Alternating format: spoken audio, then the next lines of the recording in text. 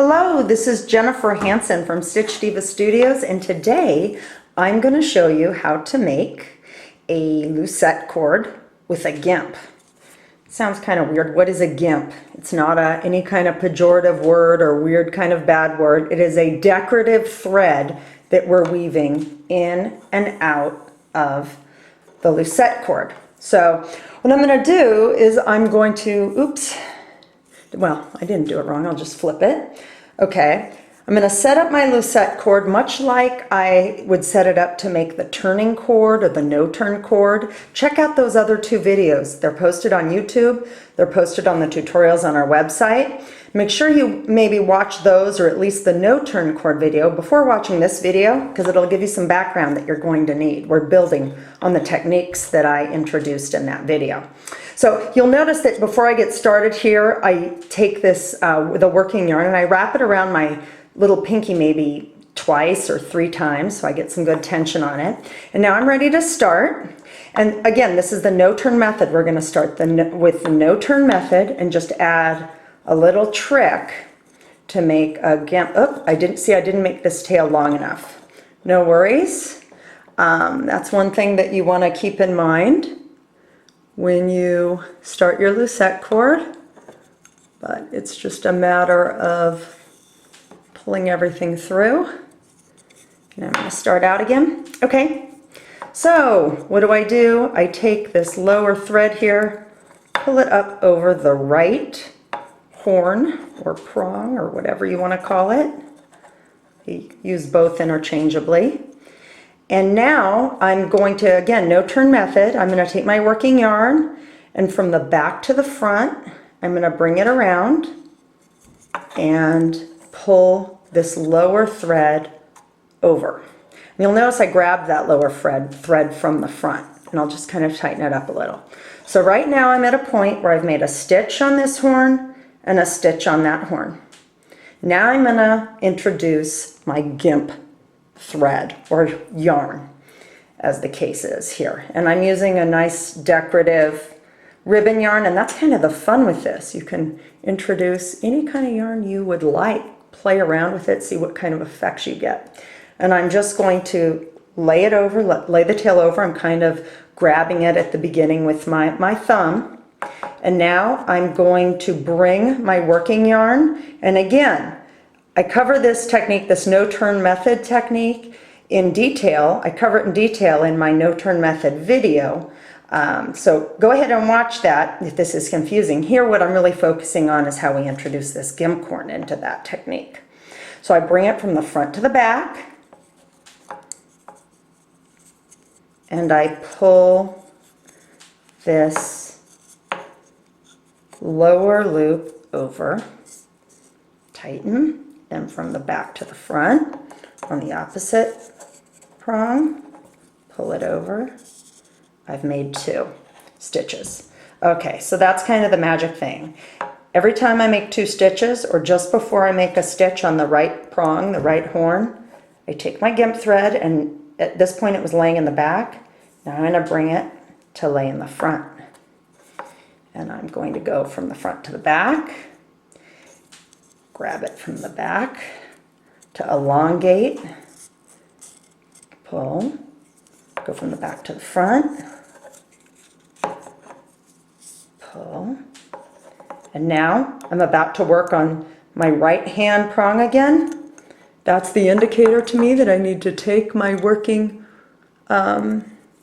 thread, my Gimp cord, and do something different with it. So now I'm going to lay it to the back. Bring it from the front to the back, grab it from the back, pull. And again, do watch my other videos for tips on controlling your tension with this, because depending on whether you grab the loop from the front or the back, you're controlling your tension. That's kind of a little trick to get used to when you just starting with this technique. I'm going to keep going. One thing that you'll notice as you experiment with making Lucet cord is that for your working yarn, you really need to work with a yarn that is pretty smooth, no bumps, no nubs, pretty much a traditional ply, something that's not going to fall apart. For example, an unplied wool is not always the best choice because you're really kind of pulling pretty strongly on the yarn and it could fall apart in your hand and just break. So you need something with some strength. I'm working with a cotton yarn right here. However, for the Gimp cord, all you're doing is you're laying it forward and backwards. So you have a lot more flexibility with what kind of yarn you use for the Gimp. I could have used a variegated yarn with nubs. I could use a wool that doesn't have a lot of tensile strength and that would break if I used it as my working yarn. At this point, I'm going to take, just to be easy, I'm going to take that Gimp thread and put it through. And you can begin to see the pattern that's emerging. It's pretty. So again, bring it to the front, from the front to the back. When I bring it from the front to the back, I pull the loop over from the back. And that allows it to get larger and go over the horn. Now, I bring my working yarn from the back to the front, pull it over, tighten,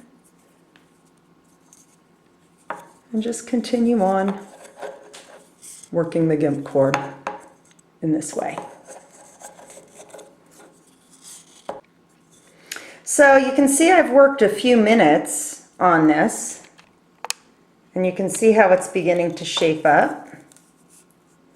The cord has just this decorative kind of like dash line in it, created by the Gimp.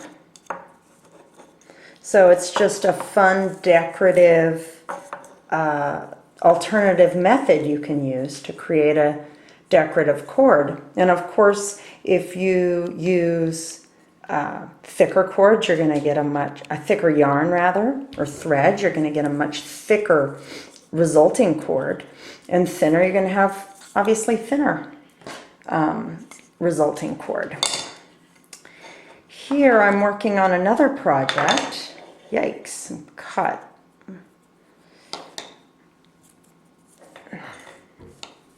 Here I'm working on another project at a much finer scale. Oop, it's not. There we go. And you can see I'm working with this very shiny and slippery rayon lace weight yarn, and I'm running as my Gimp this cotton tape yarn through it. And you can see here, do a few stitches. It's just a really pretty kind of like a polka dot effect on the Lucet cord. So here, why don't I just for good measure do a couple of stitches again.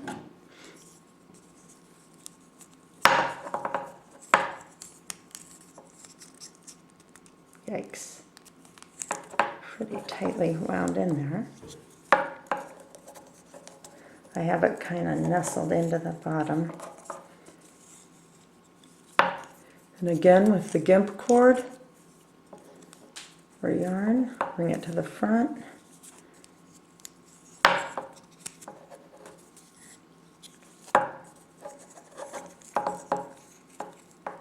Yikes.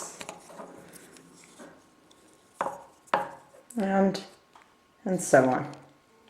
All right, so check out the website at stitchdiva.com. I've got a few free projects, some tutorials from some pre-projects you can do, including this Gimp cord here, which I've incorporated a decorative knot, and I have created a nice, easy, fun little bracelet with. So keep watching for more Lucet tutorials. I'll be publishing more in the coming weeks. Let me know what you think about this video by commenting below, or let me know what kind of